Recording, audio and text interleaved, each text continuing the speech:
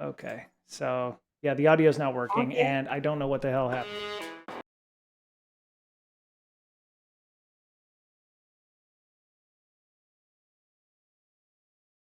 For watching the stream, I apologize. I'm still working on the do Zoom some sign audio language? capture. There it is. I was gonna say, if they can't hear you, your disclaimer is not working well. Yeah. Oh, like only half of my face is showing on the Twitch stream. I know. Thank okay. you all. Thank you. Appreciate you. If I go over You here. all are great people. I love you.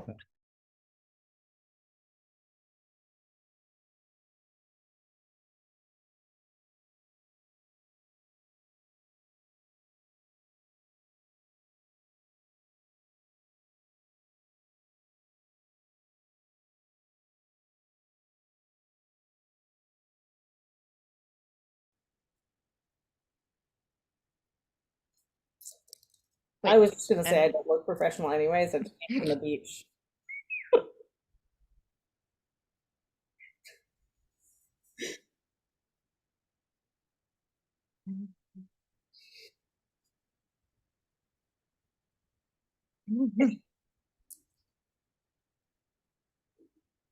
Yay! Hello.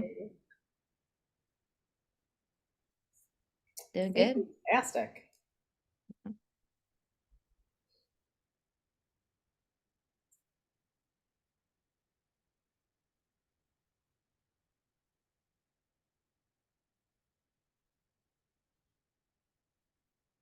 But you're in a new place. You're in a new place.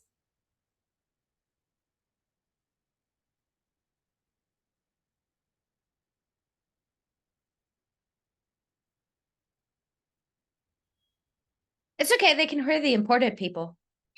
Can they hear us? Maybe they can hear me and Amanda. That's all they need. Okay. All right, people. All right. Thank you, Beta Wolf. Appreciate that. I hope we haven't lost any viewers. Seriously, I don't use the Zoom so much anymore, and I was trying to make it pretty with like an overlay and everything, kind of like the one where we could only see half of Miss Berlin's face. Unfortunately, I have 4 people on instead of 3, so I had to improvise at the last second. You know all how that goes. So I was gonna say I could hold up a hedgehog, but I don't seem to have one with me. No, I've got one. I got one on the overlay, so that that works. Yeah. Thanks everybody for coming. Mr. Betcher, myself, Miss Berlin, Megan's here. We're going to be talking about it. So this was I wouldn't say pulled together at the last minute, but it was more like a, hey, Miss Berlin, Mr. Betcher, you want to talk on Sunday, like our, as we normally do. And they were like, yeah, let's do it. And I was like, man, it'd be nice to get Megan on. And Amanda said, oh, I'll ask her. And I was like, oh, okay, cool. Yeah. So Megan has been on, it's been a few years. 4 or 5, I think. Pre-COVID. Yeah, about 5. It was pre-COVID. Yes, it was. Because it was pre-mental health hackers, because that's how you and me met, you and I met Amanda. So right. I think it was that year, probably 2019, earlier in that year. Yep. So yeah, that was what helped create that. So Megan, I have a couple things before we go. We have a disclaimer. The views, information, and opinions expressed on this program are solely the views of the individuals involved and by no means represent absolute facts. Opinions expressed by the hosts and guests can change at any time and do not represent the views of past, present, or future employers. So just wanted to say that because I'm going to add this, I'm not going to try to edit as much as I can from the podcast. So this is not legal advice, not financial advice. Do your own due diligence. That's right. Go see a mental doctor first. We're not mental health professionals or medical personnel. So, but yeah. So, Megan and her co-authors have come out with a book from Packt Publishing. It is called Practical Threat Detection Engineering. Apparently, it's doing fairly well in the initial sales, which is awesome to hear. It's good to have you back, Megan, after so many years. It's been far too long, and we should have had you on a lot sooner than that. But maybe you could tell us a little bit about yourself for those folks who haven't listened to your podcast episode, and maybe catch us up on where you've been so far in your career. Yeah, so I mean, lots of things. It's been kind of a long 4 years. So back when I was originally on the show, I think I was working as a SOC analyst. And so basic SOC analyst work, working for an MSSP, doing a little bit of incident response. After I left that kind of area, I ended up at IBM working in threat intel. So I was there for 3 years, I think 2 to 3 years. And then most recently last year, I moved over to working in security engineering. And so focused on detection engineering and basically more on a product team. So then services, so actually building detections for products, security products. And that kind of led me, honestly, it was a random invite or message online from a Packet product manager who said they needed a book on detection engineering, and was I interested? And a couple of my coworkers were also interested, so we put together, and that's kind of drawn me into detection engineering. Nice.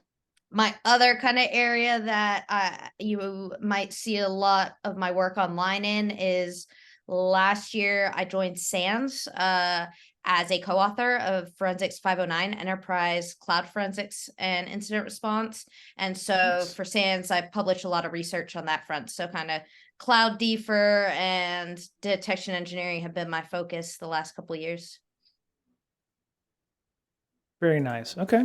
I'm just looking up the SANS courses so people can go and check those out if they want to hit that up. All right. And so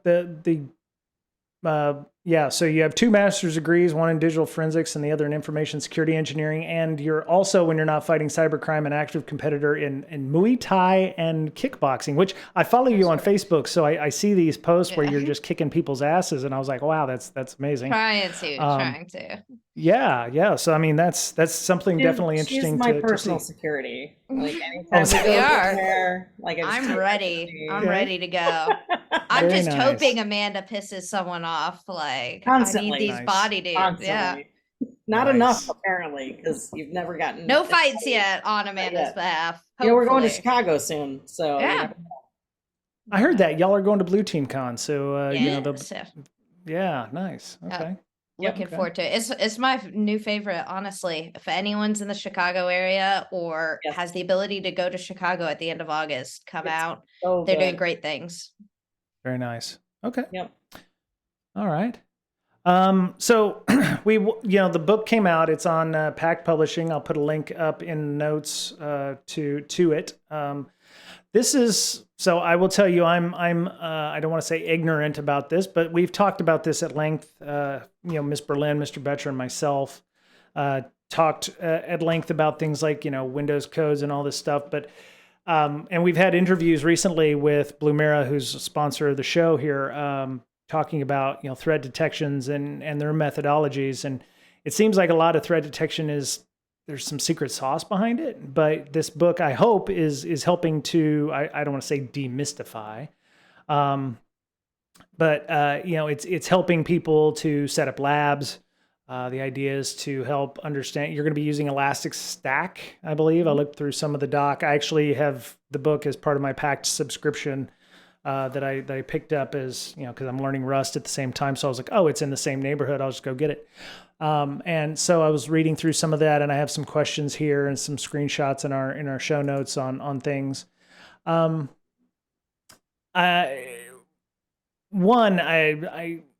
long did it take you to write the book with your 2 authors? How do you coordinate that? I know Miss Berlin had a co-author with her Defensive Security Handbook, and it took about 1.5 years, 2 years to get it out. How long did this take in writing? Thank God not that long. I probably would have quit before. So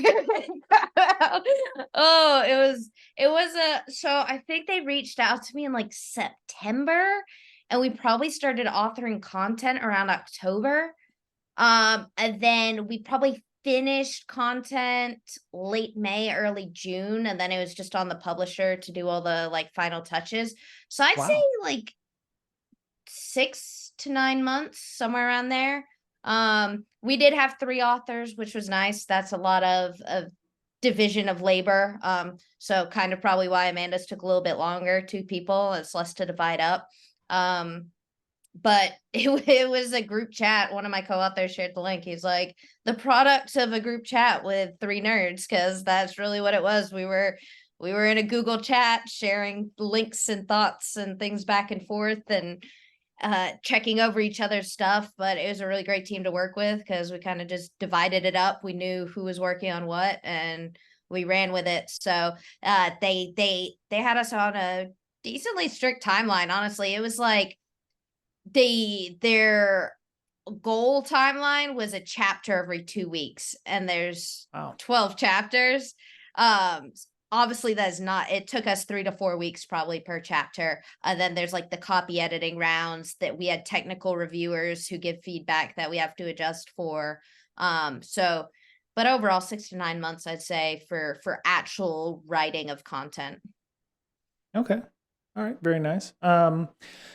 So I don't want to hog all the questions, and I'm not a defensive person with logging and threat detection. That's not my bag. We have 2 more qualified people to do that. So I'll start off with, because I've looked through the first 5 or 6 chapters here, including the lab setup and stuff. You mentioned 3 different threat model, or not threat models, but you mentioned 3 different ways of classifying the detections, and one of them was called the pyramid of pain, and then, which I'd never heard of. You first started off by talking about the unified kill chain, which was created by Lockheed Martin way back in the day, and had been expanded upon. It's the unified kill chain, so it's kind of the modified version. And then you had the attack matrix from MITRE. Mm-hmm. Of these 3 models, which one do you find you use more and why? And I can ask the other folks this question too. But Megan, from your point of view, do you use all 3 equally, or is there one you find you use more often? I would say equally. I think they all have their use cases, and so that kind of leads to the variance. For me, I'd say I'd use attack the most. That's what's most integrated into tools. The expansiveness of the use cases I can use it for, I'd say but they're very different purposes, because attack is classifying individual behaviors, techniques, tactics, and it is broken into the tactics of different phases, but it's mostly on the individual actions.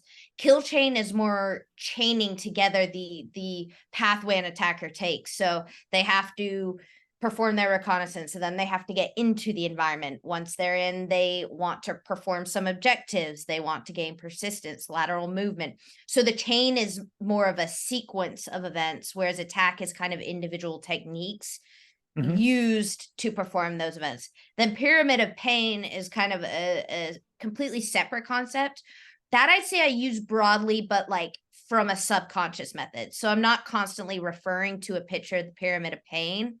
But what that teaches is that there's some indicators, some things that you can look for from an attacker that are more easily changed by an attacker. So for example, hashes are towards the bottom of the pyramid of pain. As an attacker, if my hash is now being detected by security vendors, all I have to do is add a space character to the end of the file. Now it's got a new hash because the content's different. It does the same thing. Whatever I added is meaningless. It doesn't change it, but the hash changes. So that's not a good thing to detect on, because as an attacker, when I know it's detected, I can change it easily. At the top of the pyramid is the TTPs, and that's where we're talking about attack style behaviors. That's saying I'm going to detect the behavior. So not the hash of this malicious file is XYZ, but if you run this malicious file, it is going to have a parent process of Word with a child process of a command shell, which is weird. Why are you spinning up command shells via Word?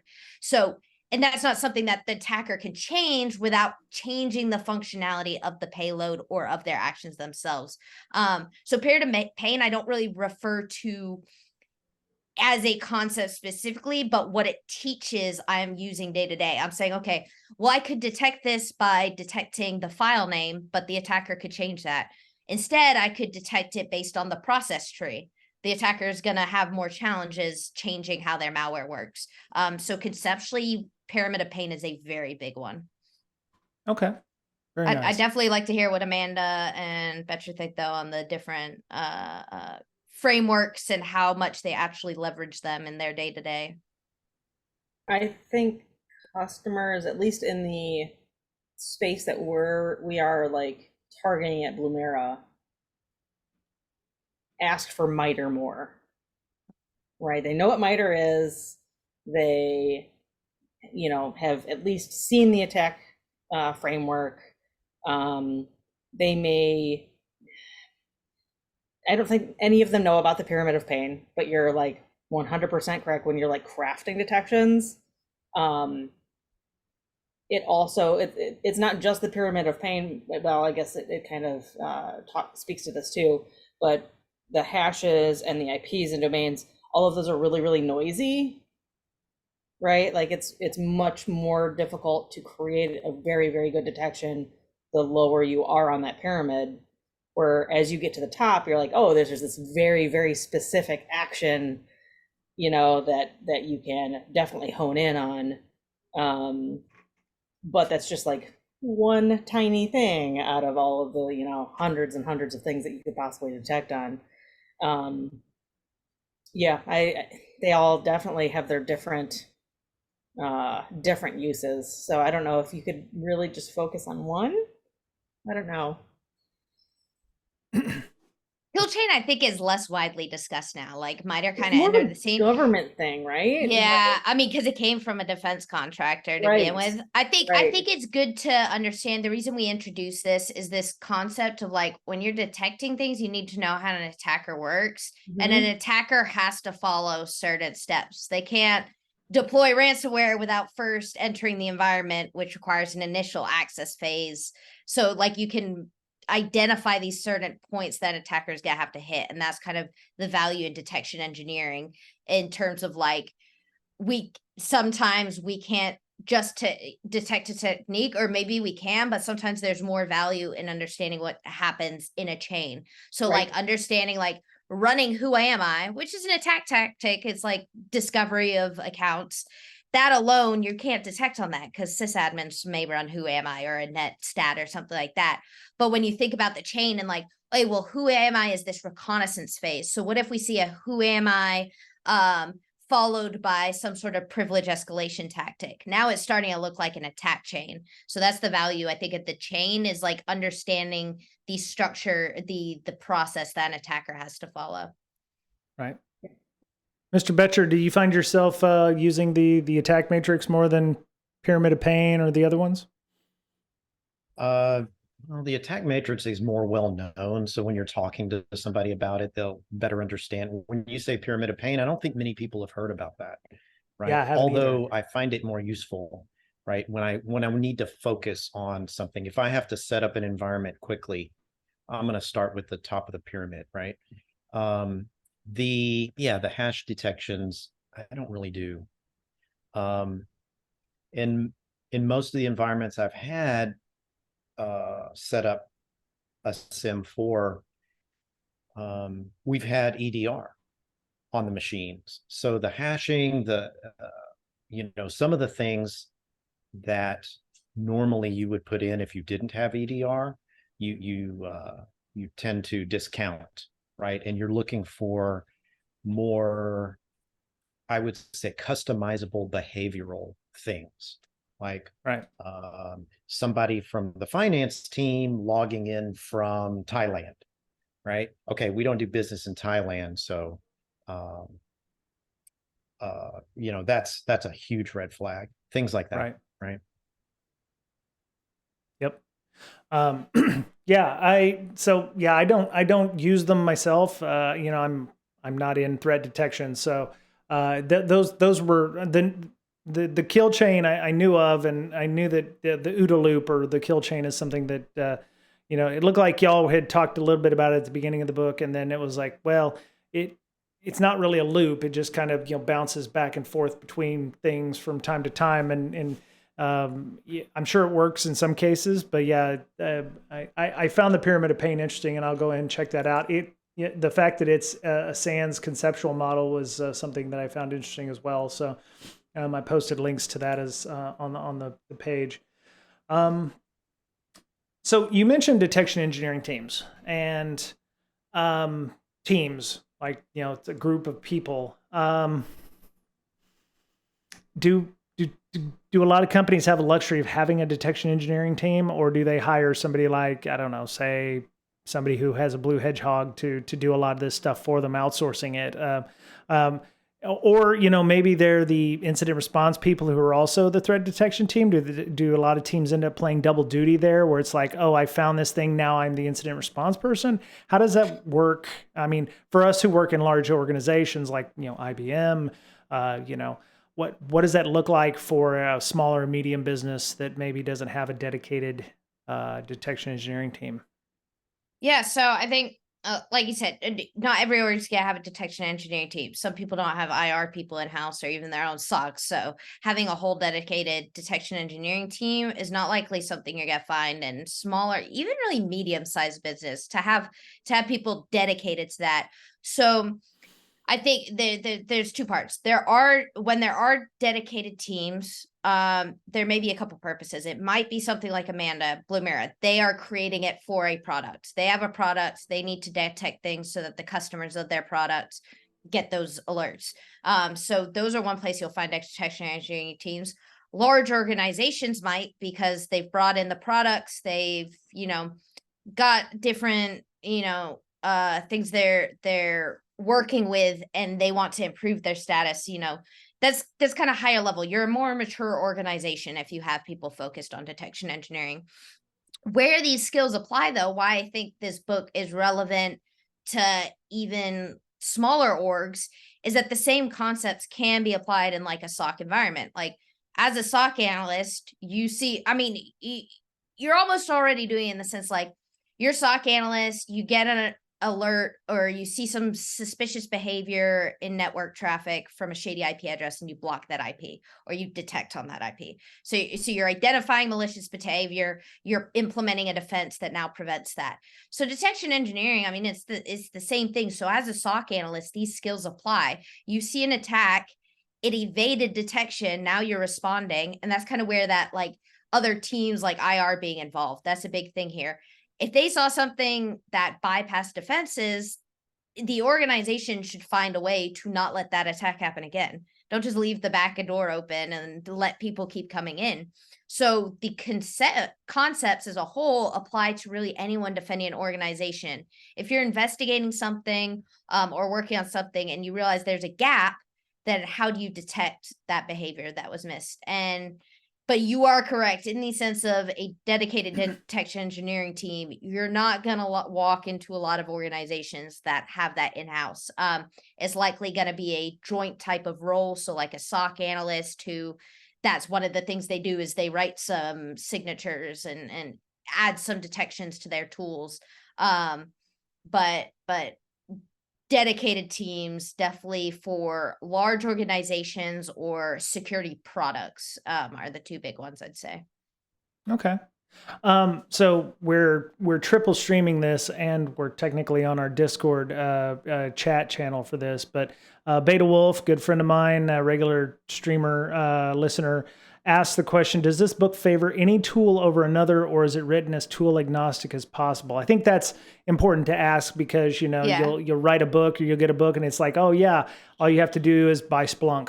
And it's like, well, you can't just buy Splunk, y'all. Yeah. There's some definite, entry pain here if you tried to do that. So were you thinking to try to be as tool agnostic as possible when y'all were writing this? So that was our attempt. So one of the big goals we had going in, and the reason it's titled Practical Threat Detection Engineering, is we really wanted a hands-on component.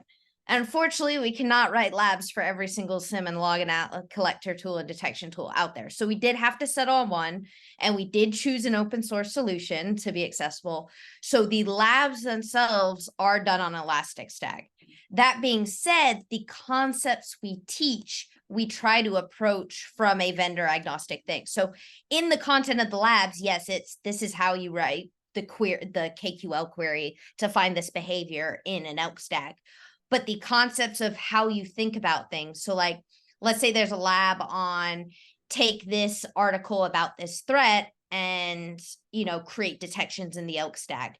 The thought process behind it is the same. Yes, the field may not be named this, or the operator used might be different in your platform, but the concept of taking a blog post, reading it, and understanding how you now identify attacker, that is vendor agnostic. And then it's kind of up to you. Do you know Splunk query language? Do you know how your tool writes detections? So labs, not vendor agnostic in the sense that we say this is how you do it specifically in an elk stack, but conceptually you should be able to apply everything you learned regardless of the environment. Right. Yeah, some of the other stuff I learned, I was looking through there. VirtualBox is always a good thing to have because some of the labs, when they walk you through, is going to be setting up some Windows or Linux VMs, which is something we'll get to later with some of the logs and formatting of the logs. The other one was Docker, which I saw was something that was suggested as well, obviously for the quick turnover into being able to deploy the same instances over and over and over. And honestly, like, I know some people are gonna be like, some people already told me, oh, I haven't followed the labs 1-for-1, or I haven't a detection engineering lab. Like, you should be able to, obviously, besides this is how you set up the lab. If we do a lab of like, here's a blog post, we're gonna break it down and understand how we take a blog post on a threat and turn it into a detection. You should be able to also follow those labs in whatever environment you want. We just wanted to provide the quickest, free, easy way to spin up a small home lab for those people who didn't have that starting point. And Docker and VMs is the best way to do that, easy and consistently. Right. Is this so? Go ahead, from the Mr. standpoint of how do you set up your detections? Like, what sources you're trying to get things from, and then give examples, or maybe a list of examples that you can try and detect signatures from. For example, here, a good idea would be to hook up to your gateway, right, your email gateway, and look for these 3 things, right? Yeah, so it's kind of a mix. We touch on a lot of subjects. So we have, for example, so we kind of we do introduce the lab and a basic how do you use this lab, but then we talk about like the detection engineering life cycle. What does it take to get from this is something we want to detect to not only it's in production now, but also now how do we monitor this and make sure that we're not leaving bad detections in place. We touch on detection sources. So an overview of like, what are the things you should be looking at? You have endpoint logs, you have network logs, you have application logs. So we talk about the types of stuff you could pull in. And then when we talk about developing detections, we look at a couple different approaches. So we talk about indicators of compromise. Like we said, those kind of more low fidelity, but it's something you can do. How can you do that? And then that's when after that, we go into like the behavioral detections. And that's more of what you're saying. And we do give examples of here's a blog post, or here's a virus total link, or here's some piece of information from the real world. Like I use the ISC diary and like virus total and stuff that you can go to and now walk through. So we give practical examples, but then try and map that to an overarching approach that you can then take to whatever use case you have. But it's a combination of like discussing actual real world examples, but then like, here's other sources, you could be talking to an IR team. How do you process that kind of information? Like another person in your org, things like that. So we have several different like angles we're coming at it from. And we tried to cover everything, obviously not super possible in a limited amount of pages to go into everything. But there's a lot of perspectives we take of how and why and from where detections can be created. Right. So you said limited number of pages. Did they limit you to like less than 300 pages, or is that just you limited yourselves? They said our goal was for 200 or so pages. So like the goal was to keep it around 250. And then we kind of started with the outline, and based on the outline, like we had estimated page counts per chapter, and then we aimed for near there. So it was guidance. I think if we had been like, oh yeah, we need an extra 50 pages, they would have said no, but they also weren't looking for 2,000-page textbook. And also I Right. don't necessarily want the time it would take. 250 pages alone was a lot of work. I wasn't asking for 2,000. And I feel Right. eventually like that would be repetitive Yeah, you at some started, point, yeah. right?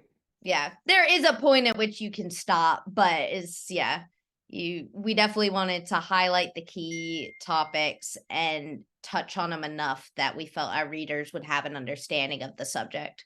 And then like it's Right. also like because we go into like leveraging threat intel for detection. And like I could have made that chapter 4 times as long if I give you an entire primer on what threat intel is, but that's not my purpose. My purpose is you have intel, how do you use it in this use case? So we had to find that balance of like, where do you start, like going down rabbit holes versus just saying like, if you want to know more about threat intelligence, this is not a book on threat intelligence, go to one of these 10 resources. Right. Now, Megan, did you have a favorite part that you wrote? I would say probably the threat intelligence chapter, because that was kind of like my chapter. Like, so a lot of the chapters were like joint effort. We were all collabing on it. And then there's a few chapters where it's like, okay, well, Megan's has a background in threat intel, so that's her chapter.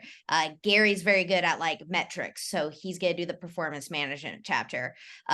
Jason's really good at building labs, so he's gonna do the whole lab setup on the chapter on that. So like for me, chapter 10 was probably my favorite because it was the one that like, this was mine. Like I wrote that.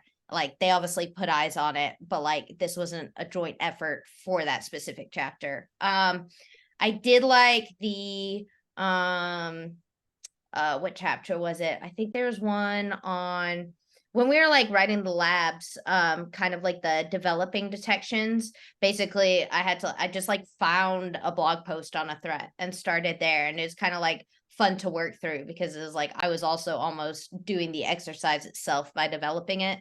So there's some cool stuff where it's like, okay, take a use case and apply kind of the concepts we've been mentioning in previous chapters and show that our logic works. So I'd probably say those two, but yeah, threat intel was my baby, so I like that one. I know. Mr. Betcher, question? yeah, Megan, okay, so put the manager hat on, right? Yep. From a manager's perspective, let's say you don't have threat detection of much, consequence, but let's say you have the tool, you've got Splunk. Now, how do you get started? I mean, what's more important? For example, I got to get a really talented person, right, to customize this thing for my company. Otherwise, or do I hire some experts like an Amanda to come in and set this stuff up for me? I mean, what are my options? What's the best route to take here?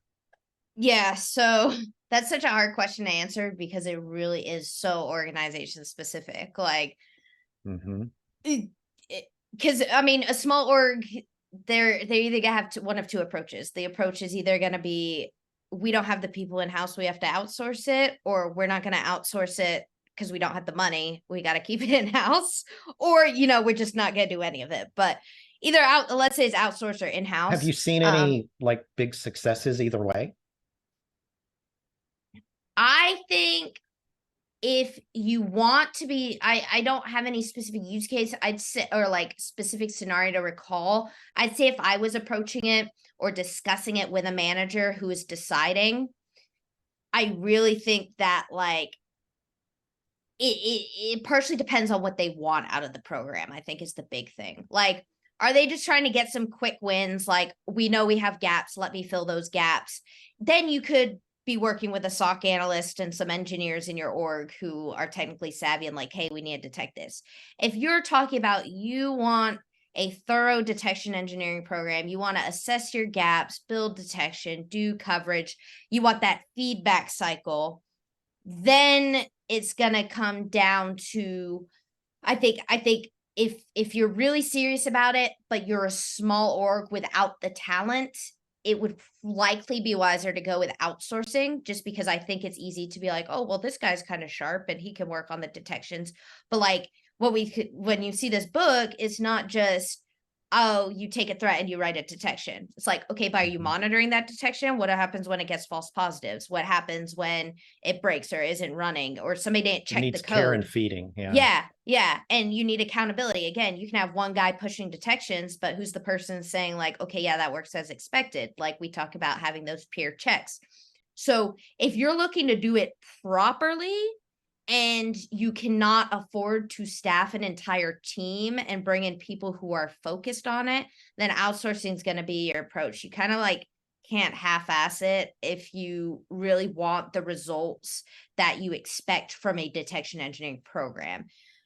If you're just looking to use the concept of detection engineering and the concepts in this book to improve your security posture at like a lowest hanging fruit type level, or just like as we're able to, this is useful stuff that we can get some quick wins, then sure, your SOC analysts, your IR people, they can do it as part of their processes. From the concept of a full program, I'd say unless you're willing to hire multiple people dedicated full time to it, then outsourcing is going to be your best option. Does it really take multiple people though? Can you just hire one person that's Amanda's good? agreeing with me. I mean, why? Multiple. Why can't you hire somebody who has maybe half of your caliber? That's really good. And then, buy a tool that'll handle that, and they're on it full time, one person.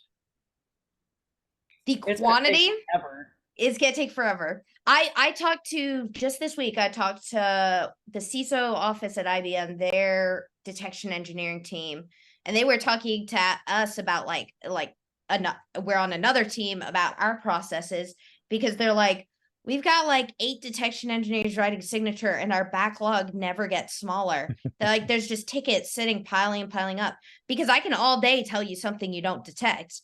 And that gets very big, very quick if you start looking for it. Like, yeah, if you don't have a detection engineering program, you're not doing this discovery. The obliviousness is like, oh yeah, well, somebody just needs to occasionally write some signatures if something's missed. But if you are actively saying, what gaps do we have? You'll quickly realize it's not a one-man number of gaps. And then also going back to that require for like peer review of like, again, like when you're developing a software and you're pushing code to production, you're getting another developer to look at that code. You're not just trusting the one developer like, oh yeah, he's smart. No, people make mistakes. But what happens when you push a detection that instead of detecting everything except like, or detecting just a specific behavior, they had, an equal sign wrong, and now they're detecting everything except that behavior. And now all your customers or all your employees are getting alerts because there's a bad signature push. There's just so much risk with detection engineering too.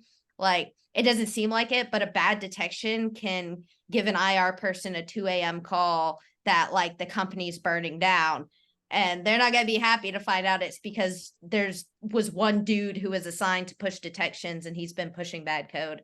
So a combination of the amount of detections that's needed if you're truly looking to perform like that coverage analysis, and the criticality of the pushing detections to prod requiring kind of that team effort. And I think that's sometimes not even including testing those. Yep. Right. You might be testing against data that you've had, like say you had a breach or say you had a pen test and you're testing against that data. I was so surprised to hear how many companies don't have a lab to like test a tool or test to make sure whatever they're trying to detect actually detects that plus any iteration of that. There's like 100 iterations on how to dump passwords. Like, you can't just say, yeah, we can detect password hashing or password dumping. Yeah, and going back to like kind of team size and should you outsource or insource, those are the like adjacent things you have to think of. So like, okay, yeah, we can hire a couple detection engineering people or move a couple people. Wait, who's gonna build their lab for them? And when that lab needs maintenance, do you now have architects or engineers who are willing to dedicate the time to it? Do you have the resources to build that lab? Do you have all those processes in place that are adjacent to detection engineering but important for the success? And so that's like another reason for like potentially swaying the way of outsourcing if you're small is bringing in a company who does that. They have those labs. So it's more than just like you have it, like you said, it's more than just a guy who you guys have an AV or an EDR in your environment and a guy who kind of knows the tool. Like that doesn't help him with all the other stuff required to properly. And even like people talk about, well, can't you just like import all Sigma rules? No, you can't. You can't do that. Expect any level of just an avalanche of detection alerts, right? Like, I mean, we have 4 people full time and we still have a backlog of like 800 things. Like I couldn't see even like, I'm sure like Google, Amazon, Microsoft, like they have full teams doing this, right? But like even when I wasn't at Blumira, when I was doing like Splunk stuff, we had like Fortune 100 companies that still outsourced it. Like they had full CISO, like full teams of security, and still we're like, no, we're not doing the SIM.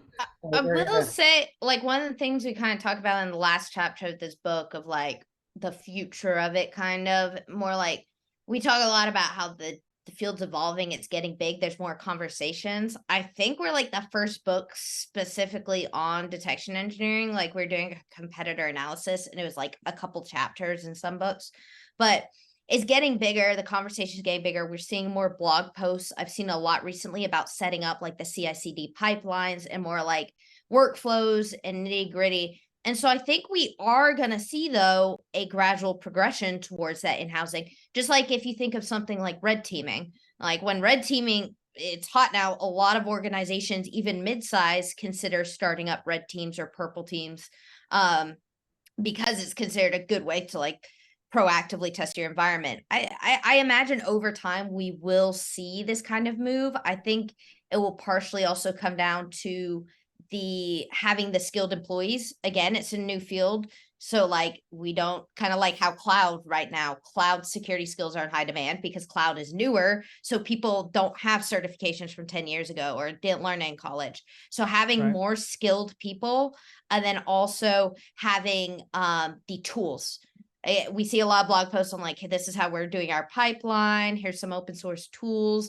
But it's like when you start getting products that allow you to help. So when we have the products that you can have someone with a SOC analyst background in your org start to work with things because he's got a detection engineering lab sold by some vendor or some test environment. Like we're seeing more breach and attack simulation, like purple teaming tools come out.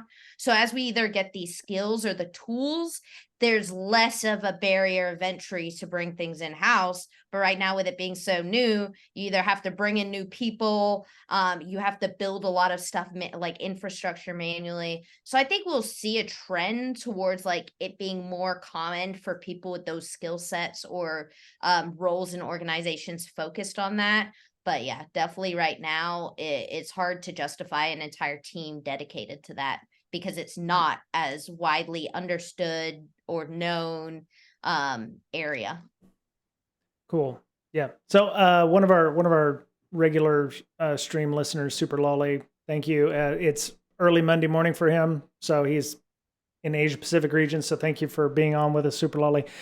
Had a question. He said, one that I'll get from my CEO is, how is this any different than the current cybersecurity practices we have in place? Isn't it the same in terms of detections where, we have an EDR, we have an XDR, we have all the DRs, we have the DSs, IDS, PDS, all these things. How is this any different than, and I'm assuming that's what you're going for, Super Lolly, please let me know if I'm incorrect here, but you already have all this detection and reaction and preventative measures. And it's like, why do we need threat intelligence? Why do we need threat detections?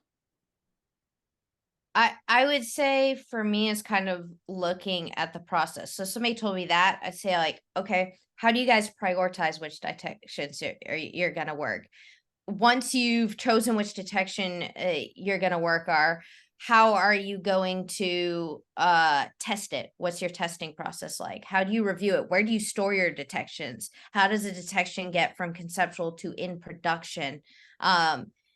Things like that. And on the vendor side, they're dealing with the same issue, like, and product visibility is getting dependent. You need an EDR and an NGFW and a this and a that. Like, you start acquiring all these products, but they're also facing the same challenges of writing these detections. So you can't expect them to detect everything. And they don't, and that's what you'll probably see. Incidents happen. If this would not be a conversation, we would not need detection engineers if incidents weren't happening. So my question to you is, so are incidents not happening in your investigation? Everything's being blocked by EDRs?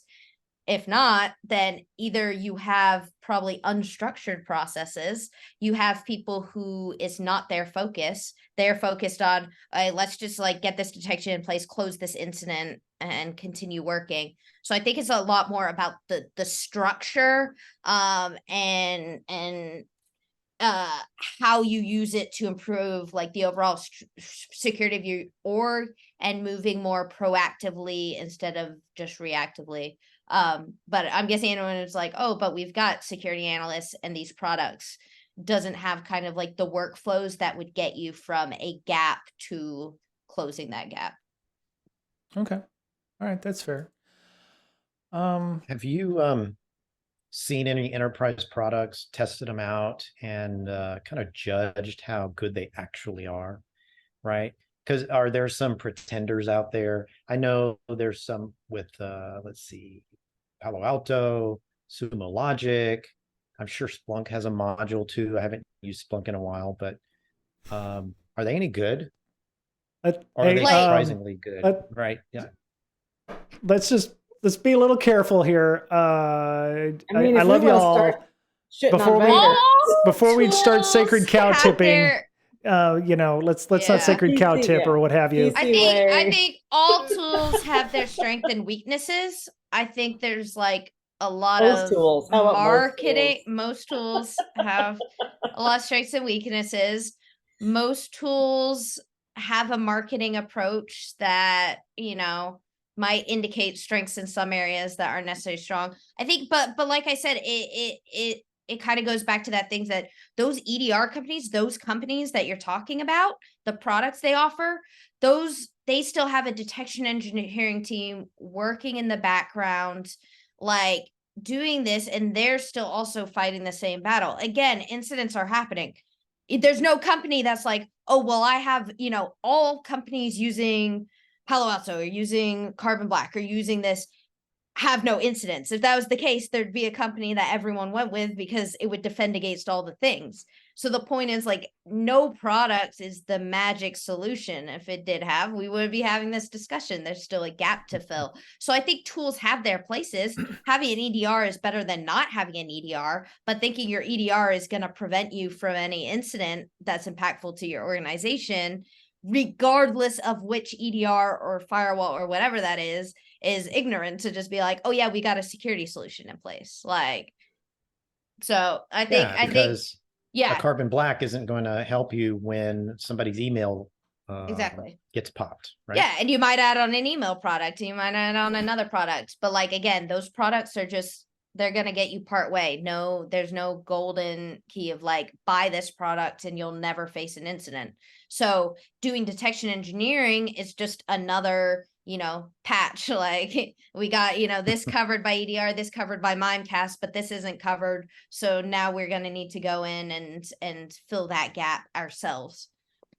Right. Now, speaking of those gaps, though, I was searching for a capability matrix for, say, cyber defense, and I couldn't find one that was really straightforward, easy to use. I found one that took NIST and kind of flipped it around, and it's just so complex. Though they wrote like a 200-page book about it. I'm like, give me something simple. Yeah, because like MITRE has this product that's complementary to attack called Defend, which is kind of like, here's like, for a given tactic, here's like the artifacts and the sources and things. Like MITRE and their attack has defense recommendations.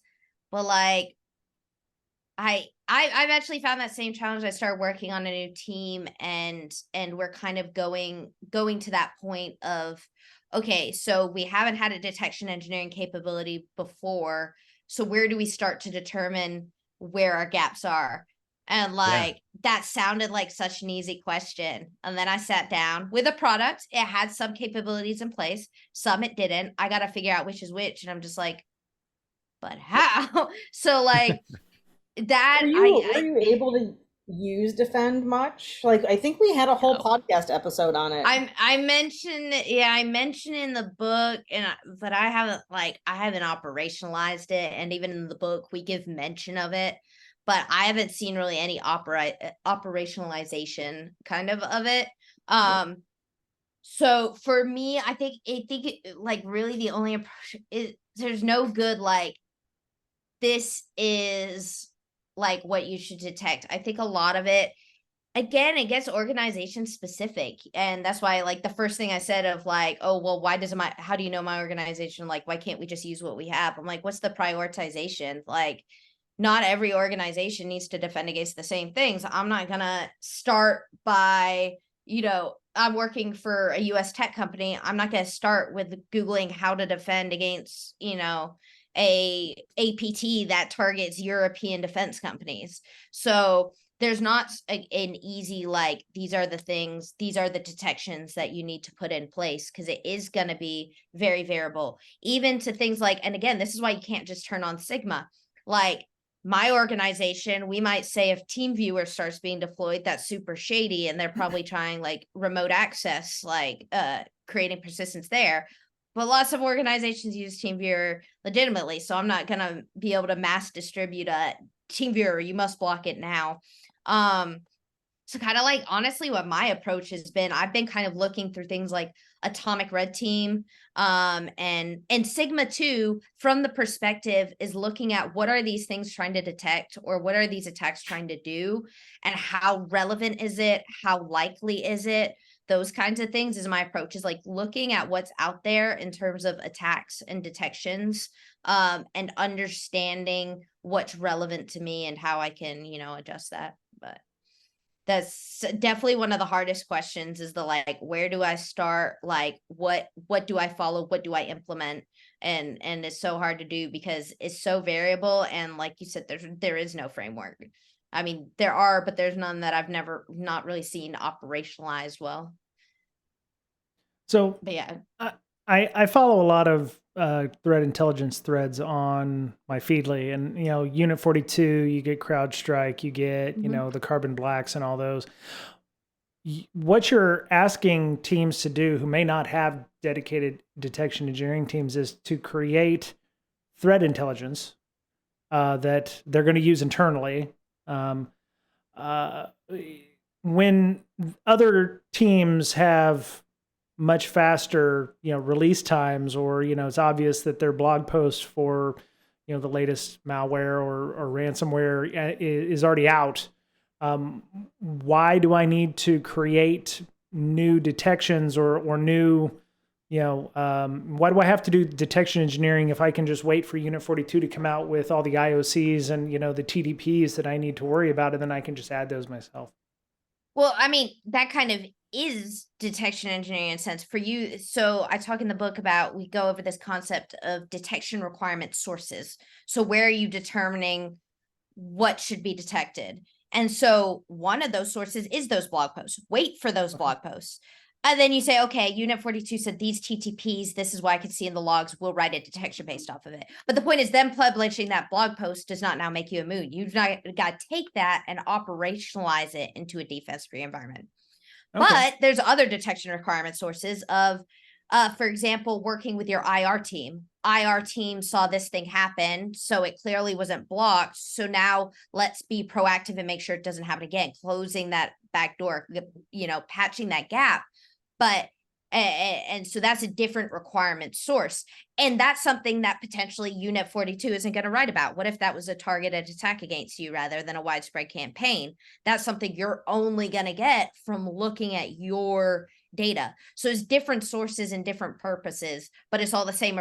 They're all what we call the detection in the book, detection requirement sources. It may be an Intel team. It may be you on a blog post or in your Feedly. It might be the IR people. It could be the red team. They ran a penetration test, and now from like a purple teaming view, they've said like, hey, these are the things that weren't detected. So I'd say both are valid. It's almost two situations. Seeing something internally versus externally does not mean that like one is more applicable than the other, or one should be doesn't work. Right. Super Lolly's asking, I'd say risk-based threat detection will be the way to go, correct? Just detect things that are risky to you or your business? Yeah, so that's kind of like, we talk about that a lot in the book, the prioritization phase of these detection requirements, especially when, like Amanda said and I said, is like a lot of these teams have huge backlogs. So an important part is determining what is of value to you. And that's going to be different especially if you're working for like an internal team versus a product team. Like obviously writing a product that you have to push detections for, you could be talking about hundreds or thousands of clients. Some are, in the defense industry, and some are in retail, and some are in Europe, and some are in South America. And that is a much broader, harder challenge because it's so broad. But if I'm working for my organization, I can quickly have like a quick triage of like, okay, well, this requirement is focused on Mac devices, and we only have a couple people in the organization using Mac. Let's focus on the Windows ones. Well, this blog post that somebody sent to us to detect about is usually is by a threat actor that typically targets Europe. We're in the US. Let's deprioritize that a bit.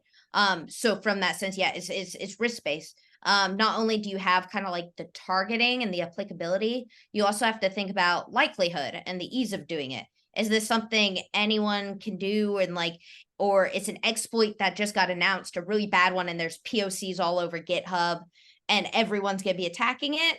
Or is this like a really advanced technique that's only going to be able to be done by a few threat actors, and like it's very unlikely? Or this is going to target a low risk asset versus this is going to go after our critical records. So definitely agree with the fact that like it's basically got to be risk based. Is you've got to determine what you're going to detect on based on what is most likely to have an impact to your organization. Right. Okay. I think this also brings up larger questions of if you're creating your own threat detections. We've talked about ISACs all the time and information sharing, and you might be in a specific or a niche industry, or you might be in finance and you might see something that other teams don't see. Not only are you creating something that I would say competitors, but people in a similar industry would get hit with. But at some point you may want to do the Unit 42 thing and go, hey, our bank or our business has seen these kinds of issues, and share this information so that others can be protected as well. Like you said, Unit 42 might look for specific things that they may not have access to all of the financial systems that are available out there. So I can definitely see a need to have something done yourself. I actually want to talk a little bit about that process, because I read through that at the beginning of the system here. You mentioned the qualities of good detection, and I actually took a screenshot, and it's on page 2 of our show notes, which unfortunately I won't share with the listeners or the streamers, because you can buy the book. I believe there's a free chapter out as well if you wanted to go and check those out. But so the definition of good detection is the ability to detect the adversary, the cost of that ability to the cybersecurity organization, and the cost to the adversary that evades that detection.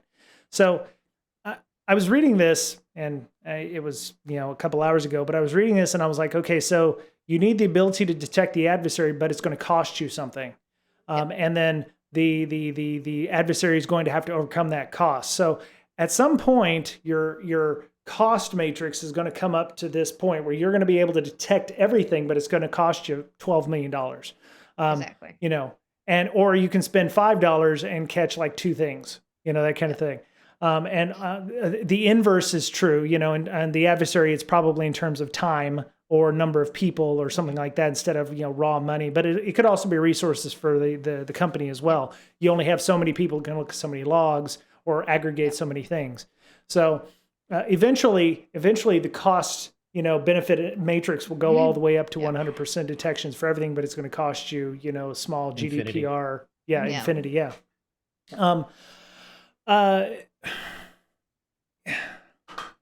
Is there a happy medium? I mean, I don't want to say you kind of left it hanging, or y'all kind of left it. I don't know who wrote this chapter, but is there a good happy medium where it's like, you know, what?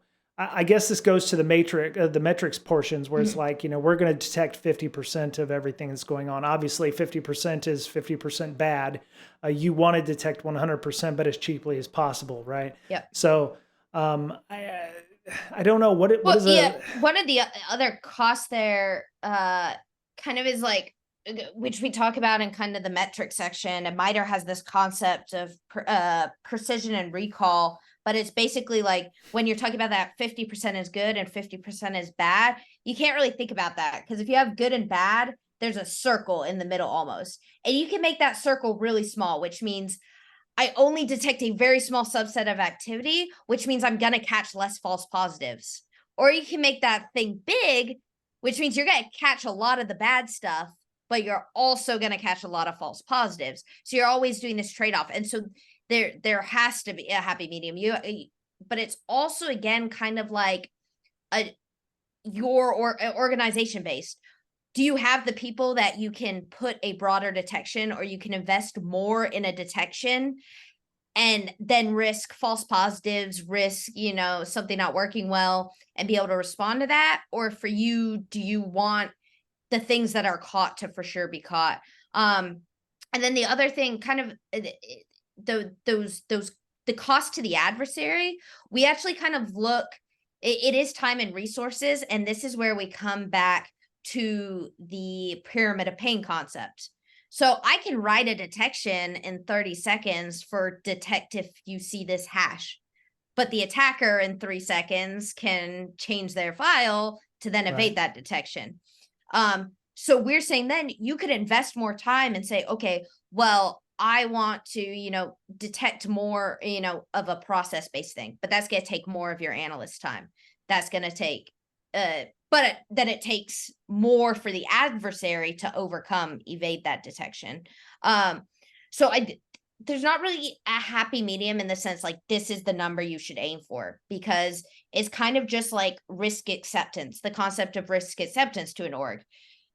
Orgs know that they cannot defend 100% of threats. You know, they could put a firewall that blocks anything and everything and cuts everything off from the outside world, but then they don't want to have a functioning business. So they decide, okay, well, what are we allowing to risk in order to operate more smoothly as a business? It's the same with detections.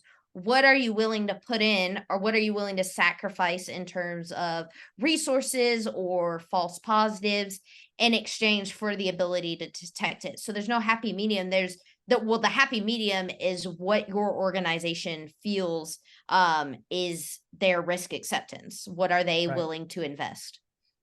Right. But yeah, in terms of good detection, the cost is more of like, it's a bad detection if the adversary is easily able to evade, like a hash-based detection. They can easily evade that, so the cost to the adversary isn't low.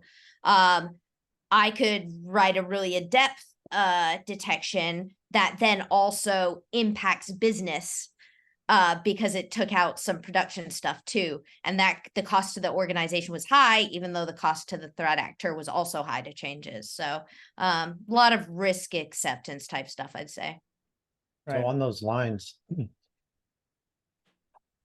providing value, right? And metrics. So how do you provide your CEO metrics on how well your detection program is doing and what kind of value it's giving the company? Yeah, so the performance metric stuff, I'm actually going to share, and I'll put it in our chat, Brian, and you can share it on. My co-author Gary just released a five-part series on measuring basically detection engineering focused metrics. So there's a lot of metrics he talks about. And so it goes from like detection coverage. So how much are you detecting? Detection drift. So are your detections over time losing value, or detection volatility and detection drift kind of hit that. You know, he goes into the building blocks of metrics. So what all are you looking for? And for that, you know, we talk about one of the most common things is false negative, true positive, false positive, true negatives. We talk a lot about those. And so we can talk about accuracy and like precision and recall. Those are things I mentioned. So not just how many times is this detection firing, or how many false positives, but getting more into like, okay, what percentage, you know, of false positives relative to the true positives, relative to false negatives, all that kind of thing. So I don't think there's like one metric.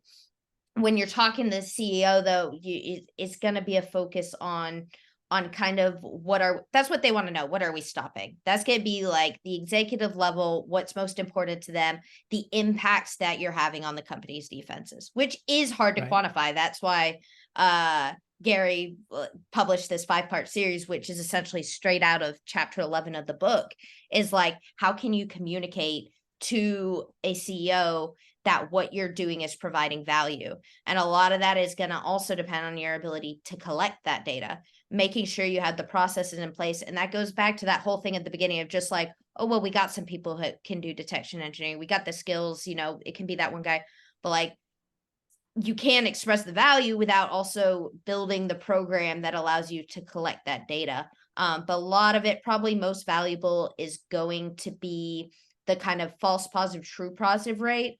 But it's important to look into things like over time, how's it performing? Is it being hit at all? Because it's cool to say, oh yeah, it's got a 0% false positive rate. Well, yeah, if the rule's never triggered ever, then did you put too much focus in a niche detection? So I'd say anyone who's super interested in that is chapter 11 of the book to a T, goes in depth into how can we calculate effectiveness and efficiency. So how do we know that it's working, and how do we know that not just that it's working, but it's working effectively? Do we need to refocus our priorities? Is there places that we're falling short of? And are we using our resources like in the best way possible? How do you document true positives? Because that's providing value right there. You found something and it was real. Yeah. Okay. I need to document that, because that's why you're there, right? Yeah. I think like my ideal world, I'm building a program from scratch. I have the things in place. Ideally, a lot of the tools that analysts are using. So I'm writing a detection and they're opening up, whether it's a SIM or the EDR tool directory, they're firing off alerts. And almost all of these tools, you can close that alert and you're typically closing it with a status. So investigated, worked it, cool, or false positives. And I'm kind of focused. It's easier, I feel like, to track false positives. And so like, then I'm just subtracting that from the total number of alerts. So we had 5 cases or alerts generated for detection X, and I saw 2 of them closed out as false positive. I know 3 were true positive. So unfortunately, it relies a lot on the processes. Like, again, you have to proactively determine how you're going to track this, because otherwise the CEO is going to say, okay, well, how many of your detections are working? I don't know. So it's a lot about telemetry, looking at how are your, because as a detection engineer, you're not the one saying whether it's true positive or not. You're pushing into production, then someone's responding to it if it triggers. So it's important to establish with those endpoint, with those, those people on the front lines, how are you going to? If they say, oh, well, we close tickets in our ticket management system as false positives, now you've got that point you can work on. Or, oh yeah, we have a document where we track this, or, you can pull these logs from this system and it has the data for you. So it's a lot of like cross collaboration, since you aren't the one who's going to identify it as true positive or false positive. You need to get that data from the teams that are leveraging it. If you're a product team, again, if you're working on a detection-based product, make sure that's something you're working into the product. Can you, for your 100 clients, get telemetry on how they're interacting with alerts, that they're marking alerts as false positives? So on my new team, that's one thing I'm saying, okay, it's great if we push these, but we need a way that when someone, a customer, 10 different customers immediately closed everything related to this one specific signature as false positive repeatedly, then there's probably something wrong with that signature. Yeah, the one thing that I think we struggle with is in that same, you have to give them the ability to close them as a certain type or whatever, when they all have a different idea of what a false positive is. True. And you can only rely on those things so much. So you rely on the false positive as being that detection did something that they didn't want it to do. Like whether it was a true false positive or not. Yeah. It could be did alert something fatigue. in the end that person responding to it thought it was a false positive, whether they or they already investigated it via different case. So. Right. So it's really hard yeah. when you have a lot of different companies that have a different idea of what a false positive is. And one of our options is like risk accepted. Yeah. Which Yep. is way higher than it should be. I'm just saying that. Right. Yeah. So I think that's like on the list of many challenges that I don't think we fully again, this is kind of a newer concept and industry field, detection engineering. So like those are the things we didn't think of. We thought of like, oh yeah, well, we create rules and there's this definition of true positive, false positive, but like then there's that gap of like, okay, well, how do you determine that? And I don't think there's a specific solution yet. It's more procedural, and it's what your organization define, like how you choose to define those metrics and how you choose to observe. Again, you could go through a ticketing system and build search queries, but that's based on people doing things with the ticketing system and your assumptions of how they use it. Yeah. So Super Lolly asked the question, he said, in that sense, false negatives will be much more dangerous. How do you detect that? Is there some sort of critical thinking where it's like, okay, I've created this rule.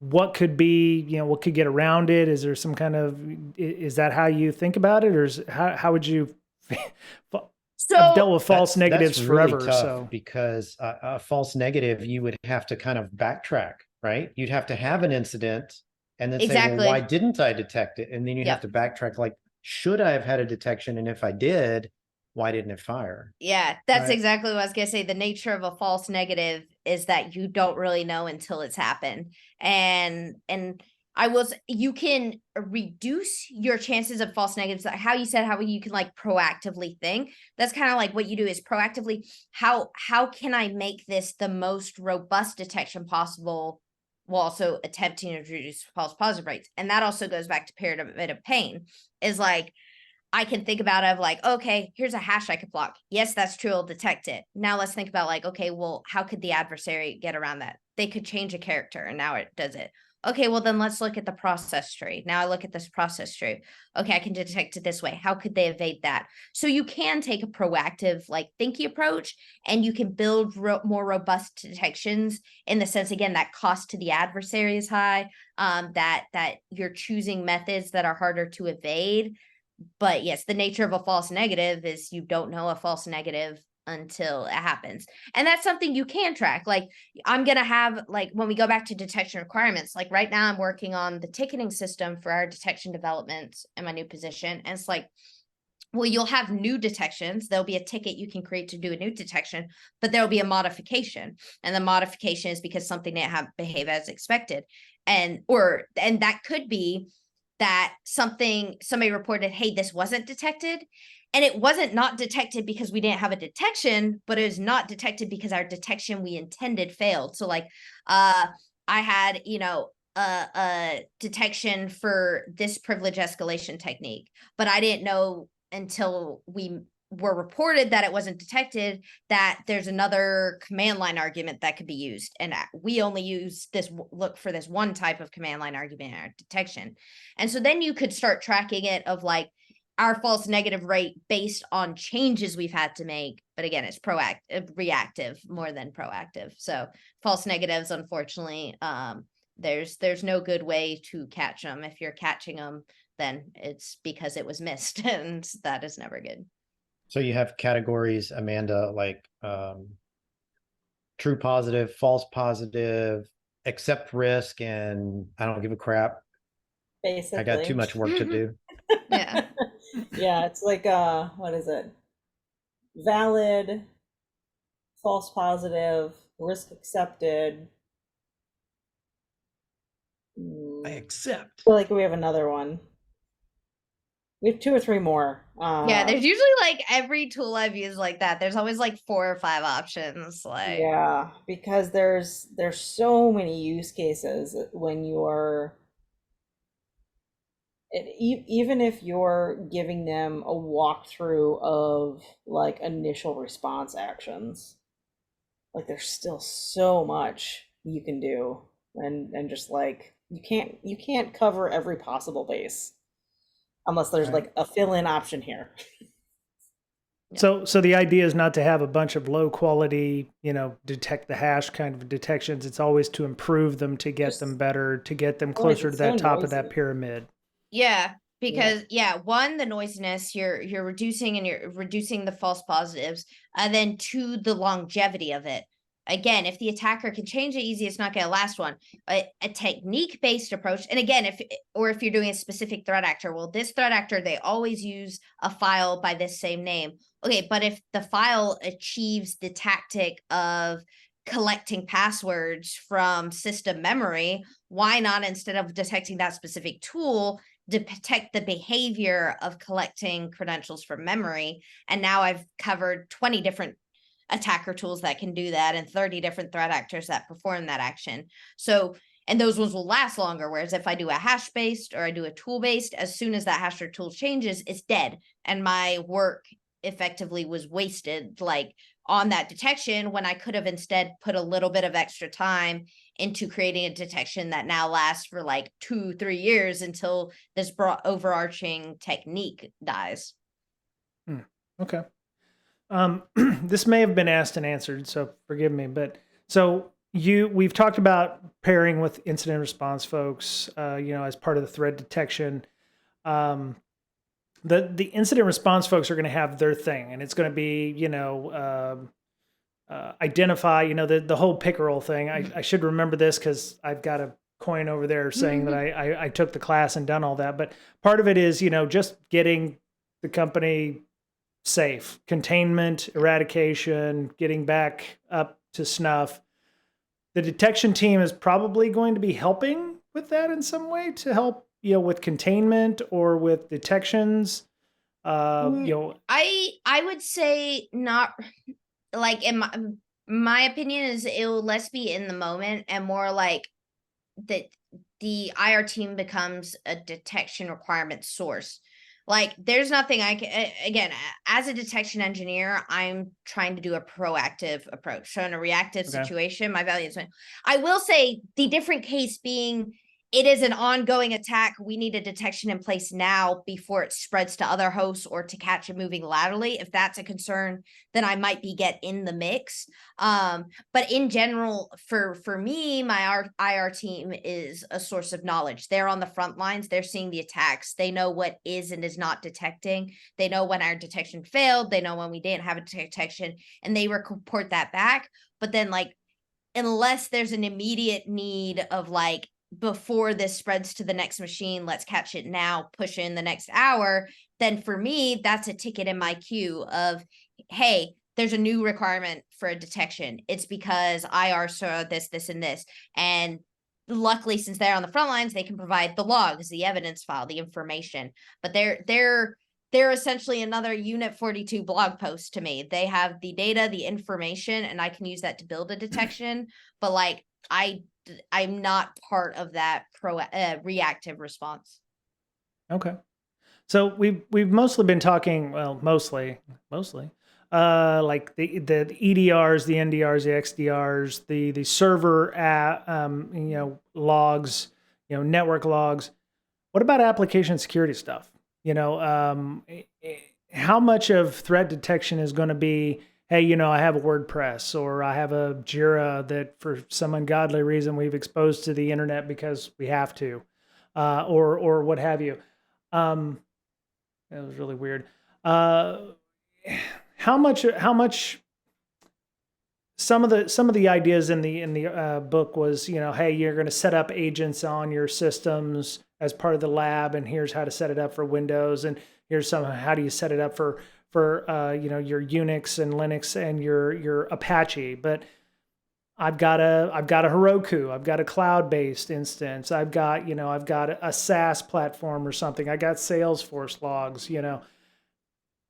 How much knowledge of those logs, or maybe you're not getting those logs because, well, I mean, I was going to say about you don't have an E5 account, but apparently Microsoft saw the light and has opened that up for logging. I love it. You did the dead. So let's say I've got a big Salesforce thing and I want you to create detections for that. It's like, you may or may not get those logs. What can people do for systems that they're going to be locked out of, or the team's like, yeah, we're not going to give you those logs? I mean, that's real. That's real. Yeah, and I mean, honestly, am I saying kind of dickish, but it's the truth that like if the teams aren't going to work for you, they're like accepting the risk. Like if I say, hey, there's like the organization says, okay, there's a need to detect this type of exploit attempt against a publicly exposed Jira. That's great. As a detection engineer, I'm going to investigate the threat. I do all my research. I say, okay, the way this can be detected is via this application log off of the Jira server. We need it forwarded to our clusters, or we need it forwarded to the SIM or whatever. So then at that point, I don't run the Jira server. I don't do any of that. So I go to their team and I say, hey, I need this log file because I need to detect this stuff. They're going to say no, then not my problem. Like there's no way I can't magically make that data appear. So then it's the point of I have to go back to the requester and say, hey, in order to detect this, we need this log. That team says no. And at that point, it's, mom and dad get to figure it out. Like either the other team's going to be told, no, this is important to the org, get them the logs, or they're going to come back and say, never mind, we can't get you those logs. Sorry. And it, depending on the use case, there may be other rounds. Like maybe you can't do the Jira, application log based detection, but there's a firewall in front of that or a router that you can like look at some behaviors. So you can attempt other approaches, but if it's completely blocked by incooperative other teams, like that's their problem. And either the organization needs to force cooperation or they need to accept the risk. Right. Yeah. Escalation is always an option if they won't give it to you. But yeah, I mean, I was thinking after I asked the question, cause I'm an idiot, I was like, oh yeah, firewall logs, you've got, load balancers, you've got WAFs, you've got other opportunities where you may be able to go and say, hey, I need, this, or I need that, or, Cloudflare might have logs or something like that. You can look at the attack, like if it's a specific attack of like, oh, this threat actor is using Jira to pivot to XYZ, you could look at like those pivot movements, the follow-on activity. So there's like residual stuff. If it's like absolutely like there's no other way except this specific log, and the organization controlling that log is not being cooperative, then at that point it's risk acceptance for the org. Like I can't make the data appear. Full packet captures. Yeah. And that goes back to our point of a good detection balances the cost to the organization, because if you're asking for unrealistic things, then again, it's like, okay, well, maybe the risk is worth it. Maybe that's not a good detection. Maybe you need to find a different way. Right. Is there any other questions we want to ask? I guess we should talk about the career items, because that was the last chapter, career guidance for detection engineers. Yeah. Obviously, having a lab at home, having access to, being able to test these things in your own home safely, including, sandboxing for the malwares and stuff like that, which you can find information at Malware Archaeology on how to set up a lab to be able to analyze malware for that respect. I've got people I've mentored. They're SOC analysts, and they're like, oh, I want to get into malware detect. I want to analyze malware, and I want to do all this stuff, and I want to, obviously get into threat intelligence and red teaming and stuff like that. And could you give us, some, maybe the high level overview of what Chapter 12 is like? Do everything from Chapter 1 to 11, and you should be good to go. Or, I mean, is there something else? So that was kind of a challenge to write, because it all goes back to, like, this is kind of a new field. Like, even organizations don't really know what they're looking for when they're trying to hire a detection engineer in a lot of cases. Like, there's a lot of questions, and it can be like a large number of people can move into it, but you've also got to have the right balance of skills, because it is like an engineering role in some sense. But like, I've also seen organizations try to take like an engineer, like for development, like, and put them in a DE role, but like they don't understand the threat. Like, they can write the code, but they don't understand what they're writing code for in the same way. So I think it's some technical prowess at a basis helps, but it's definitely, the problem is right now is there's not a lot out there focused on it. Like, I can go take a cert on cloud security or take a cert on red teaming. Like, I know the CEH, I know I can get my Sec Plus to work in a SOC. There's not really a clear path for detection engineers, is kind of what that chapter boils down to. I do recommend a lot of like there's so many good blogs out there from vendors providing like threat reports and things like that. Like we said, like, MITRE ATT&CK is very well known as a name in the industry. So being able to effectively communicate with attack, whether, a lot of people would argue like, oh, it's just a framework, like it, there's a lot of problems with it. It doesn't matter if the people hiring are like, oh yeah, we throw MITRE ATT&CK all over our marketing materials, like, you need to know that, or we support this via mapping. So MITRE ATT&CK has been heavy in DE. So I'd say like, even just learning to navigate that website and communicate that information. And then yeah, Intel and that are probably the biggest like adjacent skill sets you could develop, and then being hands-on.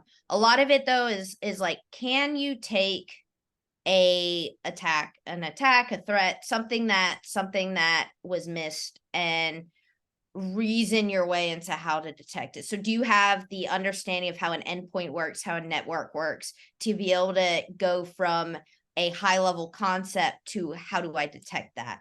And that, again, is a wide range of skill sets. Like, it could be malware analysis, understanding process relationships. It could be because you've had a SOC background, you've understood the SOC, so you responded to alerts and seen kind of what happens there. It could be experience with EDR tools. You've written detections in an EDR platform, so you have that.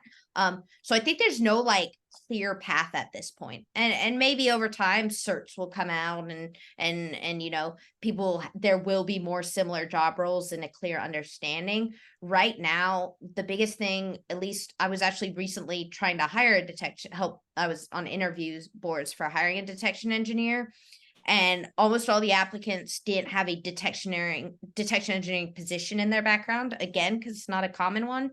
But also, like, a lot of them were like SOC and IR and threat hunt. And so I wanted what we were trying to get them to do in interviews was be able to talk us from how they see something in the SOC or in an IR engagement or in an Intel report, and get that to how we detect it. So there's a lot of like more like logical reasoning skills too behind it, combined with an overarching understanding of tech.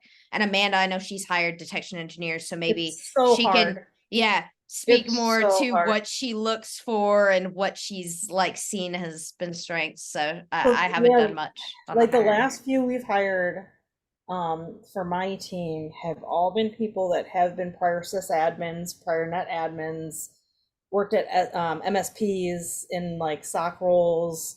That, I mean, you can't craft detections if you don't know how an operating system works. I mean, you can, it's not gonna be good.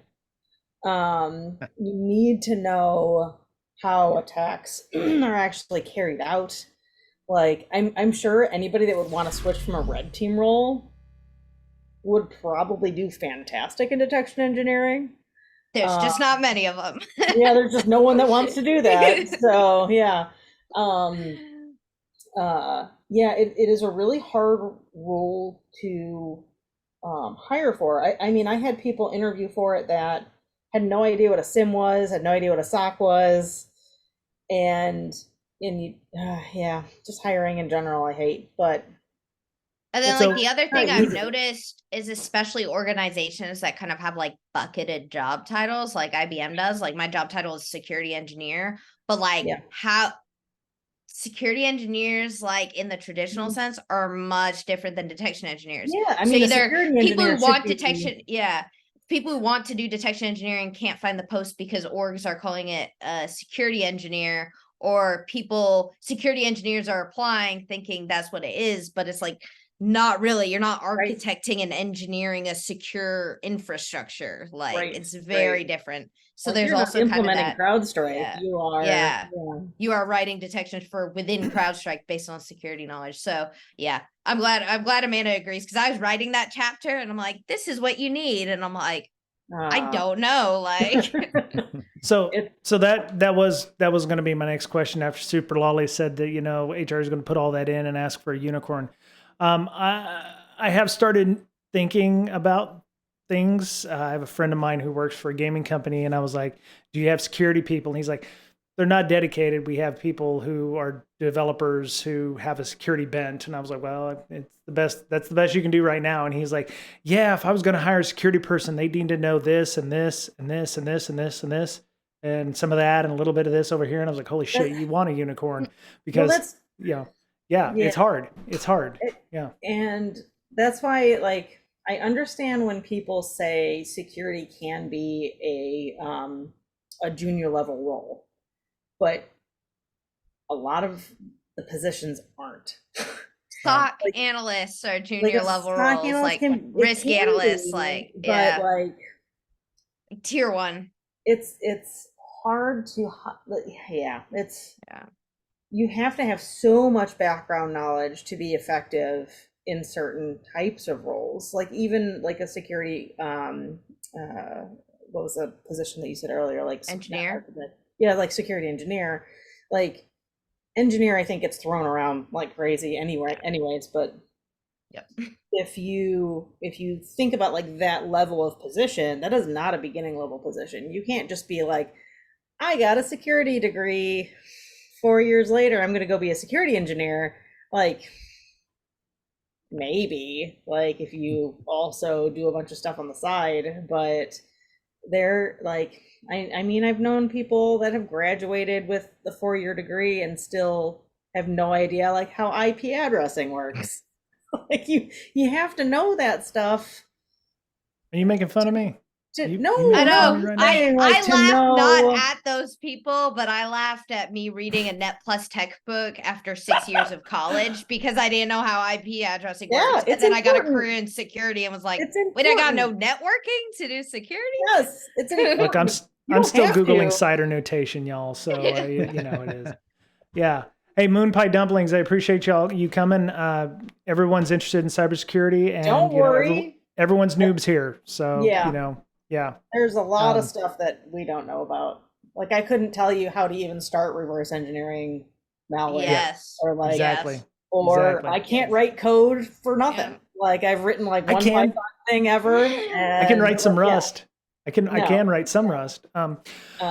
everyone has a starting point. So just Right. as long as you want to continue learning. I think Right. that's one thing we haven't done great. Like as an industry, people coming into the industry, I think immediately get overwhelmed, partially out of surprise of all the subspecialties. Oh yeah. Like Oh, in yeah. high schoolers, we're saying like get into cybersecurity, and then they get into cybersecurity and they're like, there's like 100 different subspecialties. Like, what am I supposed to do? Like, it's We're not, I I don't think mean- we as an industry prepare the people coming into the industry for what a career in security means, which is that a career in security does not look like a single thing. Like you have No, I options. mean, like you could be doing help desk or sysadmin Yeah. or developing, and they're Yeah. still security related. Yeah. Right.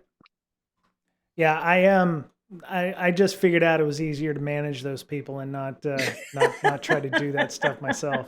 I just manage the talent. That's all it is, you know. I tried to remove any hurdles to get out of their way and to get their work done. So I find that's the easiest Those way for me people to are do stuff. important. So Yeah. Stay away from I'm technical the questions. opposite. I have no desire to manage people, so I'm glad you're there to do it for us. yeah, very cool. So I want I you know, is there any other questions? Moon Pie, I'm sorry you got here a little late. I do stream on Tuesdays and Fridays about security stuff, and Fridays I do Rust programming.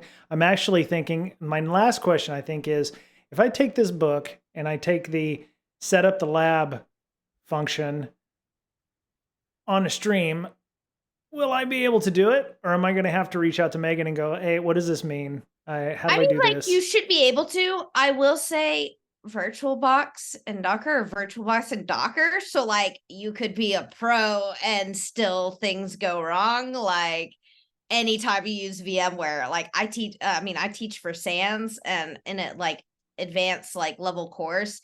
And like half the lab is like, what's this weird error that VMware is giving me? And so like, I won't say you're not going to face any issues in terms of the ease, assuming no weird, janky VirtualBox complaints. It should be simple enough. It's very much just like creating VMs and spinning up a Docker host. Like Right. there's nothing complex. Yeah. Yeah. Every stream I have where I do something is like, you know, you go and you're sitting in front of everybody at DEF CON with 1,000 Yeah. people in the auditorium and you're doing the demo live. Yep. And you And just don't. That's why invariably I never tell it's hot anyone that it'll garbage, go so. perfectly smoothly. I'm like, Yeah. it could be the easiest task in the world and something will go wrong because it's a live demo. Right. Yep. And I do that every Friday. So yeah, I'm pretty So much every inured Friday to you it. can watch Brian Break live Googling different errors. Or like last Friday, why the fuck does this work? Ugh, I don't know what they mean here. I had the worst. I was working on lab development for my SANS course, and I ingested the logs into Sawfelt, and there was 1,155. And then I ingested them again, and there's 1,156. And then I tried it again, and there's 1,154. And this went on for like 30 minutes of every time I re-ingested the logs, it was a different number, and I gave up. I was like, I'm done with this. I was like, I hate computers. I really don't know how I work in this industry. The computers are supposed to be logical. Someone lied to me Yep. about that because Yep. there is no logic. Sounds like a parsing error or something like that. Yeah, Some kind of yeah. weird stuff. Yeah. I've been trying to Very do odd. graphing lately, and it just wants me. It's Yeah. terrible. Yeah. Yeah. Yeah. So before we go, I do want to talk about hackers' health a little bit. Yeah. You know what? I have to fight my daughter for the blue shirt. I need another one of those. I need like an orange one or something. She took my blue one with the green stuff on it. And I have to fight her for this one because I'm like, We this need one's another mine. one soon. It's my Another freaking fundraiser. favorite. But so y'all are going to be doing a workshop at Blue Team Con at the end of the month. Yep. Yep. I'm actually also D for Summit in Austin with SANS next week. Oh. I'll be running the room there for a couple okay. days. Blue Team Con. Do we have anything else coming up? Yes. I'm sure we do. Oh, besides Casey in October, I'll be there, I think. Mm-hmm. And Got it. maybe no Wild West Hack, not Wild West Hacking Fest. Trying to think of all the other ones. We possibly- we have an army of volunteers now, so we We don't do, have I to know, be it's at hard to every keep single track. one. So like Um, sometimes somebody just asks for a village and it's there and they run it and we Which love is our great. ambassadors. So Yeah. great. Me and Megan not having to do all of them. I'm trying to get there's a huge MSP conference that ConnectWise runs that I'm trying to get us a spot at. That's more just like tech focused, not necessarily security related, but yeah. It's but okay. We'll check their credentials at the door. Only security people allowed. Very Definitely. cool. Well, you know, I'm down here in San Diego, so you know, if y'all have a framework or something, there's a big SANS conference that happens. We do. Besides We'll do San Diego's stuff. down here too. So. Yeah, we have our volunteer ambassador village kits, which is a village in a box that gets shipped around the country. So we've got 3 now of those. Number. I don't know. We have 2 or 3 villages in a box floating around the US. 2 are at my house right now, I think. Yeah. I think there's a 3rd one dispatched, and then me and Amanda each have our own full village, which is like my the full extra village big. isn't even at my house right now. It's somewhere else. Okay. Dang. I got mine. Okay. I have to go get it. Yeah. Right. Yeah. So mentalhealthhackers.org. It's on all the Slack the channels right now, so you can go check that out. You can help out. You can make sure that you go to the conferences, or they take donations as well. You said new shirts were coming out. I said we should. We need to. Oh, okay. We haven't had a t-shirt. You can always buy shirts on TeePublic. If you search for us on TeePublic, we have a full-time store, but like typically I think these ones are a little bit nicer, and we have like different designs. So sometimes we do that fundraiser. We get a bit more from the fundraiser too, like percentage wise. So we'll have to find a reason to make a new one.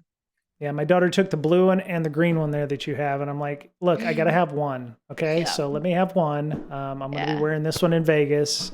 So I gotta say, I do love the sweatshirts. The sweatshirts are pretty great. I don't need a sweatshirt. I live in San one. Diego. It's 90 degrees Yeah, here. So fair. yeah.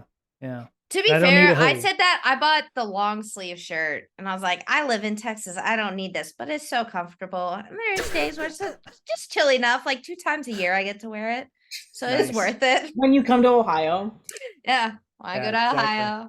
Exactly. Yeah. So, anything else we want to discuss? Talk about? Thanks everybody for coming out on the YouTube channel and the LinkedIn. We do this on Tuesdays and Fridays. Like I said, Tuesdays is more general security stuff, like some news and items that we discuss. BreakingSecurity.com, BRAKEING security.com. And we have a Discord, so discord.gg/breaksec. We also have a Slack, which has been going on for about 5 years. Megan is a moderator. Miss Berlin is a moderator. Mr. Betcher's a moderator when he comes in. We do have a threat intel and a threat hunter channel. I understand now that there's a difference between the two. Because when I first made those channels, I was like, threat hunting and threat intel, same shit. They're like, no, it's completely different. I'm like, there's literally, I think hunting is so much more fun. Yeah, the first chapter of my book, there's a whole paragraph of like threat hunting versus threat intel versus DE. So you gotta be very clear. There is a difference. No, I just call it thrunting now. It's just thrunting. So I laughed when I saw that. People are trying to make thrunting stick. They were trying to make it happen. No one wants it. I want it just because, like, I shouldn't want it. Like, it's so bad. I could put it on my resume. I just want a reason to say thrunting and I'm a professional thrunter. So professional thrunter. Yeah. I'm not telling any of my family that. So Megan, how would people get a hold of you if they wanted to talk more about the book or I used to tell you Twitter, but we all know how that went. So probably I don't know. Honestly, somehow since the book release, LinkedIn kind of became the spot to reach me at. I don't know why. I'm sorry. Who would have thought? I don't even want to say that. I really don't want to, but connect with me on LinkedIn, DM me there, and I'll actually respond to you. You can try on Twitter, but I'm most responsive probably right now on LinkedIn. Okay. Very cool. I'll be at Blue Team Con in Chicago in a few weeks. Come say hi in person if you're there. You gonna be doing any book sightings? I'm gonna bring a signed copy of the book to be a prize for one of Lynn Tile's game shows. So very nice. I know that much. We'll see. I might bring some extra copies, so come find me. Okay. I'll sign yours for sure. Anyone who brings me a copy, I'll sign it. Well, you'll have to sign my Surface because it's an ebook. So with a Sharpie.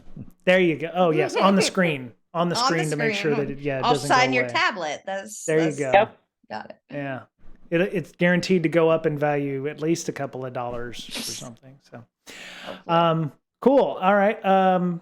Ms. Berlin, oh, wait, hold on. For those of you who have been listening to the show, today's episode of the Breaking Down Security Podcast is brought to you by Blumera, which provides easy-to-use SIM and XDR that can be set up in minutes. Teams of all sizes can resolve security threats faster with detection rules written by BreakSec's own Amanda Berlin. You can find out more information at blumera.com/break. On to the show. So great. That's the first time I've heard it.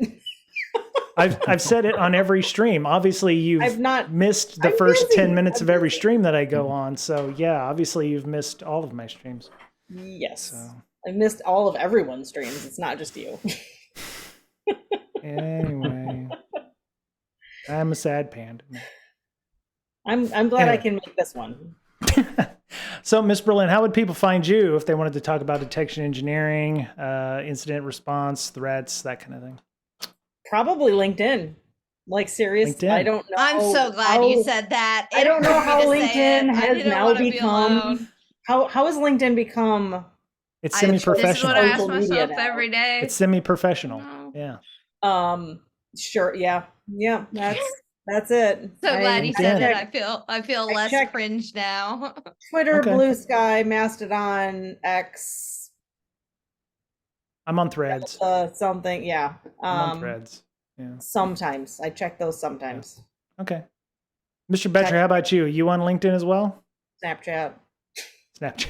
I am on LinkedIn, but sometimes,